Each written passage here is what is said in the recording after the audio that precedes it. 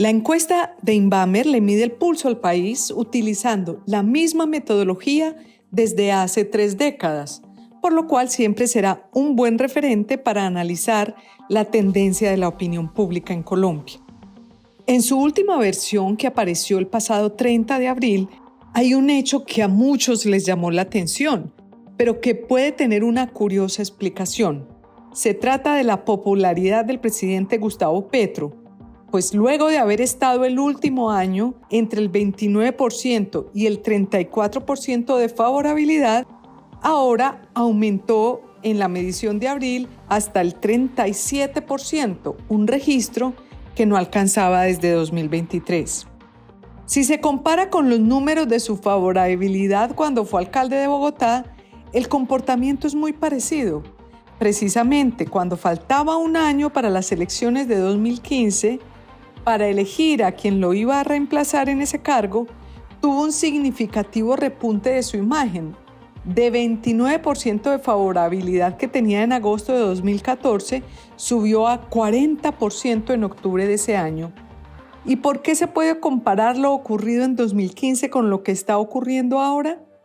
Porque podría indicar que tanto entonces como ahora el repunte de la popularidad es resultado de que Petro hunde el acelerador de campaña un año antes de las elecciones para que su grupo político pueda mantener el poder. Como ahora, en esa época, convocó a la gente a la calle contra el procurador Alejandro Ordóñez. Esta vez, Petro no solo llama a marchas, sino que ha encontrado en la transmisión de los consejos de ministros, tomando por asalto la audiencia a los canales privados, su mejor fórmula de propaganda.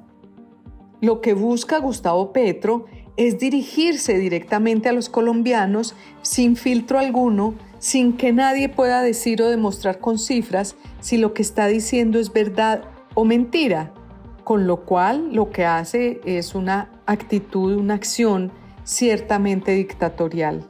A los dictadores no les gusta tener mediadores, no les sirven ni los medios, ni el Congreso, ni la justicia, porque necesitan imponer su relato único a la gente.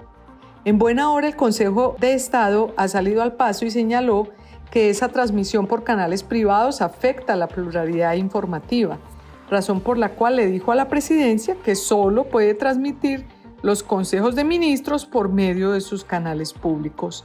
Cabe anotar que durante la alcaldía de Petro, la popularidad del entonces alcalde, luego de ese repunte ya mencionado, volvió a caer, cayó hasta 31% y en general estuvo en un promedio de 35%. ¿Ocurrirá lo mismo ahora? En aquella ocasión, su candidata a sucederlo, Clara López, ocupó el tercer lugar con 18% de los votos, por debajo de Enrique Peñalosa, que fue elegido alcalde, y de Rafael Pardo. Una popularidad del 30 y pico por ciento que tiene hoy Petro en estos tiempos de liderazgos frágiles no es para nada despreciable, por supuesto. Petro sigue siendo tan o más popular que Santos, Duque, Pastrana o Samper en los últimos meses de sus respectivos gobiernos.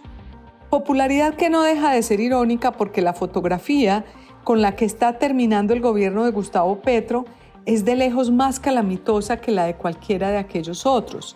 Basta hacer un repaso de lo más reciente. Acaban de capturar a los presidentes del Congreso, Iván Name y Andrés Calle, por haber recibido sobornos del gobierno Petro con dinero robado de las inversiones destinadas a llevar agua a las comunidades más pobres de La Guajira. Armando Benedetti, acusado de violencia de género, con varias investigaciones encima y con audios filtrados donde habla de financiación irregular de la campaña de Petro, es ahora el amo y señor del gobierno que se hace llamar progresista. El sistema de salud, que era ejemplar en la región, se está derrumbando por obstinación ideológica del gobierno. El excanciller de Petro, Álvaro Leiva, hasta hace un año su más ferviente defensor, denuncia posibles adicciones del presidente que lo harían incapaz de ejercer su cargo. El gobierno no tiene plata para casi nada, no paga los subsidios para los estratos populares, no paga los subsidios de los jóvenes en paz que él mismo se inventó. Acaba con los créditos de educación superior. A las empresas privadas las ahorca con impuestos inventados en estados de emergencia sin pies ni cabeza, y el déficit del gobierno se proyecta como el más alto en décadas, con cifras no vistas ni siquiera en la pandemia. Se desfinancia la salud, la energía, los subsidios y otros asuntos que serían vitales para un gobierno verdaderamente progresista. Pero como cualquier gobierno populista, destina miles de millones para financiar batallones de influenciadores afines al gobierno y a RTBC, que se ha convertido con recursos públicos en el más vulgar despliegue de propaganda que haya visto el país en su historia. El AMPA se apodera del país con planes pistola donde matan policías y militares, mientras la fuerza pública está maniatada por decisión del gobierno. Sí, y en todo eso, justo en este momento, en medio de todas estas situaciones, la favorabilidad de Petro repunta. ¿Por qué? Porque Petro ha renunciado a gobernar para dedicarse a hacer campaña con la consulta popular como excusa.